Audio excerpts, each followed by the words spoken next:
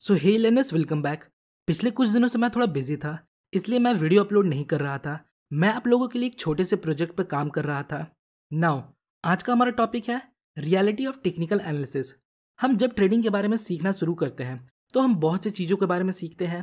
Candlestick, support, resistance, trend line, etcetera. Hammer बने तो by कर लो, प्राइस सपोर्ट के पास आए तो बाई कर लो, ट्रेंड लाइन ब्रेक हो तो बाई कर लो। ये बेसिक चीज़ें हम सीखते हैं, बट जब हम इन्हें रियल लाइफ में यूज़ करते हैं तो ये फेल हो जाते हैं और हम डीमोटिवेट हो जाते हैं। Now the question is, problem कहाँ है? सो अगर मैं अपने एक्सपीरियंस से बताऊं तो प्रोबेबली दो प्रॉब्लम हो सकते हैं जिनकी वजह से आप टेक्निकल एनालिसिस में फेल हो रहे हो। नंबर वन, आप चीज़ों को प्रैक्टिकली नहीं सोच रहे। नंबर टू, मोर एक्सपेक्टेशंस। आइए इन्हें एग्जाम्पल्स के हेल्प से समझते हैं। तो सबसे पहले सपोर्ट और रेजिस्टेंस का ट्रुथ जानते हैं। जब भी हम सपोर्ट या रेजिस्टेंस ड्रॉ करते हैं तो हमारा एक्सपेक्टेशन कुछ ऐसा होता है, जब प्राइस सपोर्ट के पास आएगा तो यहाँ से ऊपर चला जाएगा, और जब प्राइस रेजिस्टेंस के पास आएगा तो यहाँ से नीचे चला जाएगा। यही हम सोचते हैं, और जब प्राइस रेजिस्टेंस के थोड़ा ऊपर जाता है तो हम सोचते हैं ये एक ब्रेकआउट है, अब प्राइस यहाँ से ऊपर चला जाएगा। पर अगले कुछ सेशंस में प्राइस वापस नीचे आ जाता है, फिर सपोर्ट ब्रेक होता है और हम सोचते हैं प्राइस अब यहाँ से नीचे चला जाएगा, और हम सेल करते हैं। बट अगेन आपका लॉस होता है और प्राइस ऊपर चला जाता है। तो ये चल क्या रहा है? ये वही नॉलेज है जो हम बुक्स में पढ़ते हैं, बट रियलिटी इससे बहुत अलग होती है। इन रियलिटी प्राइस ऊपर जाता है, नीचे आता है, फिर हाई को ब्रेक करके थोड़ा और ऊपर जाता है, फिर थोड़ा और नीचे आता है। तो जब आप सपोर्ट या रेजिस्टेंस ड्रॉ करते हो तो आपको इसे सिंगल लाइन से ड्रॉ नहीं करना है। आपको यहाँ रेक्टेंगल टूल के हेल्प से एक जोन ड्रॉ करना चाहिए, कुछ इस प्रकार। हालांकि आप स्ट्रेट लाइन का यूज कर सकते हो, पर आपको इसे एक जोन की तरह ट्रीट करना चाहिए, ना कि सिंगल लाइन की तरह। अगर आप सपोर्ट और रेजिस्टेंस को एरिया की तरह ट्रीट करते हो तो आप फेकआउट से बच सकते हो, क्योंकि सपोर्ट और रेजिस्टेंस कोई मैजिकल लाइन नहीं होता कि प्राइस जस्ट इसी लेवल पर आएगा और एग्जैक्ट यहीं से टर्न हो जाएगा। आइए कुछ एग्जांपल्स देखते हैं। यहाँ देखिए, हमने रेक्टेंगल टूल के हेल्प से यहाँ लेवल्स को ड्रॉ किया है। ये हमारा प्रीवियस सपोर्ट था जो आगे हमारे लिए रेजिस्टेंस का काम करता है। सेम थिंग यहाँ भी, प्रीवियस सपोर्ट जो आगे हमारे लिए रेजिस्टेंस का काम करता है। प्राइस रेजिस्टेंस से नीचे आता है, फिर अगेन इस लेवल पर रीटेस्ट करता है।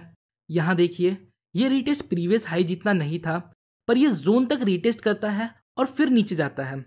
तो ये था reality, treat support and resistance as zone और एरिया। नेक्स्ट, अब ट्रेंड लाइन का सच्चाई जानते हैं। जब हम ट्रेंड लाइन के साथ ट्रेड करते हैं तो हमारा एक्सपेक्टेशन कुछ ऐसा होता है। यहाँ price multiple times trend line के साथ रिएक्ट करता है, तो हम सोचते हैं next time price exactly same इसी ट्रेंड लाइन से नीचे चला जाएगा। बट होता क्या है, आइए देखते हैं। प्राइस ट्रेंड लाइन को ब्रेक करता है और फिर नीचे जाता है। तो इस सिचुएशन में हम क्या करते हैं, हम अपने ट्रेंड लाइन को शिफ्ट कर देते हैं। अब होता क्या है, जैसे जैसे हमारा ट्रेंड लाइन ब्रेक होता है हम एक और नया ट्रेंड लाइन ड्रॉ करते हैं और अपने ट्रेंड लाइन को शिफ्ट करते रहते हैं। सो हमें इस प्रॉब्लम से कैसे डील करना है? देखिए, जो ट्रेंड लाइन होता है वो एग्जैक्टली सपोर्ट और रेजिस्टेंस की तरह होता है। बस फर्क इतना है, सपोर्ट और रेजिस्टेंस हम हॉरिजॉन्टल ड्रॉ करते हैं और ट्रेंड लाइन हम डायगोनल ड्रॉ करते हैं। तो हमें ट्रेंड लाइन को भी एरिया या जोन की तरह ट्रीट करना चाहिए। तो इस केस में हम कुछ इस प्रकार जोन मार्क कर सकते हैं, और जब प्राइस इस जोन में आए तो हम यहाँ पोटेंशियल सेलिंग सिग्नल के बेस पर ट्रेड ले सकते हैं। नेक्स्ट, अब हम ब्रेकआउट का रियलिटी समझते हैं। ब्रेकआउट ट्रेडिंग में हमारा एक्सपेक्टेशन कुछ इस प्रकार होता है। हम देखते हैं मार्केट अप ट्रेंड में है, मार्केट यहाँ प्रीवियस हाई को ब्रेक करता है, फिर रैली करता है, ब्रेक करता है, फिर रैली करता है, अगेन ब्रेक करता है और फिर रैली करता है। एंड नाउ मार्केट यहाँ हाई को ब्रेक करता है और हम सोचते हैं प्राइस यहाँ से ऊपर जाएगा, क्योंकि पिछले कुछ मंथ से मार्केट अप ट्रेंड में है और सभी ब्रेकआउट के बाद हमें अच्छा रिजल्ट मिला है। सो आइए आगे देखते हैं क्या होता है। मार्केट यहाँ ब्रेकआउट के बाद कुछ सेशन में वापस नीचे आ जाता है और यहाँ ब्रेकआउट फेल हो जाता है। सो यहाँ क्या हुआ? तो आंसर है, यहाँ रियलिटी सामने आया, और वो रियलिटी ये है कि कितना भी अच्छा ट्रेडिंग सेटअप हो, चाहे सारे किस्मत के सितारे आपके नसीब में क्यों ना हो, अच्छे से अच्छा ट्रेडिंग सेटअप गलत हो सकता है। तो ये टेक्निकल एनालिसिस का एक कड़वा सच है। कैंडलस्टिक फेल होता है, सपोर्ट रेजिस्टेंस फेल होता है, बेहतर से बेहतर स्ट्रैटेजी फेल होता है। तो इससे हमें क्या सीखने को मिला? तो इससे हमें ये सीखने को मिला, ऐसे सिचुएशन में हमें अपने लॉस को कट करना चाहिए और ट्रेड से एग्जिट लेना चाहिए, जिसके लिए हमें स्टॉप लॉस का ऑप्शन मिला है। जब ट्रेड हमारे अगेंस्ट होता है तो हमें अपने स्टॉप लॉस को एक्सेप्ट करना चाहिए और ज़्यादा सोचना नहीं चाहिए। स्टॉप लॉस का डिटेल वीडियो आपको डिस्क्रिप्शन में मिल जाएगा, एक बार इस वीडियो को ज़रूर देखें।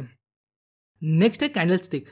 जब हम टेक्निकल एनालिसिस सीख रहे होते हैं तो कैंडलस्टिक हमें अपने तरफ अट्रैक्ट करता है, क्योंकि हमें दिखाया ही ऐसा जाता है लाइक गिरावट में हैमर पैटर्न बने तो बाई करो, तेजी में शूटिंग स्टार मिले तो सेल करो, और इनके नेम भी हमें बहुत अट्रैक्ट करते हैं। मैं ये सारी अपनी बातें कर रहा हूँ, मेरे साथ क्या क्या होता था वो मैं आपको बता रहा हूँ। बट आप एक क्वेश्चन खुद से करिए, क्या सारे हैमर पैटर्न काम करते हैं, या क्या हम सिर्फ कैंडलस्टिक के बेस पर ट्रेड ले सकते हैं? So answer is no, because candlestick trading में कॉन्टेक्स्ट मैटर करता है।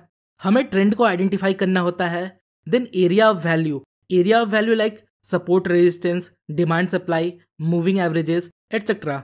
फिर उस एरिया ऑफ वैल्यू में अगर हमें कोई पोटेंशियल सिग्नल मिलता है कैंडलस्टिक के रूप में, तब हम ट्रेड लेते हैं।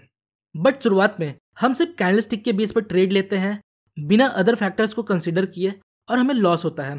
फॉर एग्जाम्पल, हमें डाउन ट्रेंड के दौरान एक हैमर मिलता है और इसके साथ कोई सपोर्टिंग फैक्टर नहीं है, और वहीं दूसरे तरफ हमें डाउन ट्रेंड के दौरान सपोर्ट लेवल पर एक हैमर मिलता है। अब आप बताइए इनमें से किस हैमर को आप कंसिडर करोगे? तो आंसर है जिसके साथ हमें कोई एडिशनल फैक्टर मिलता हो जो हमें इंडिकेट करे अब प्राइस यहाँ से ऊपर जा सकता है। सो अगर एडिशनल फैक्टर्स और कॉन्टेक्स्ट को अगर हम कैंडलस्टिक के साथ कंबाइन करके यूज करें तो ये हमारे लिए यूजफुल हो सकता है। कैंडलस्टिक पर मैंने कुछ इंपॉर्टेंट वीडियो बनाया है, उसका लिंक आपको डिस्क्रिप्शन में मिल जाएगा। आप जैसे जैसे इस मार्केट में समय बिताओगे आपको रोज कुछ नया सीखने को मिलेगा, और सीख कर आप जब ट्रेड करोगे तो आपको डेफिनेटली रिजल्ट अच्छा मिलेगा। सो होपफुली गाइस आपको इस वीडियो से थोड़ी इन्फॉर्मेशन मिली होगी। अगर आपको वीडियो इन्फॉर्मेटिव लगी तो वीडियो को लाइक और चैनल को सब्सक्राइब जरूर करें। मिलते हैं नेक्स्ट वीडियो में, तब तक के लिए best of luck for your stock journey.